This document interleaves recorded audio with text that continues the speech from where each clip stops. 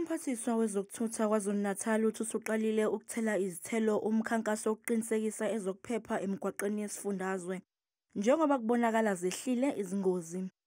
This morning we've started already 400 vehicles have been stopped. 2 people were found to be drunk, unfortunately have to be arrested. 4 drivers have been suspended. Already 20 vehicles were not they didn't have the permit. It means that we do something, all those things. So we are ensuring that there is that process and people already are scared of driving in our road in anyhow. UDuma uthi umnyango wakhe ususebenzisana neminye iminyango yezokuphepha ukuqinisa lo mkhankaso.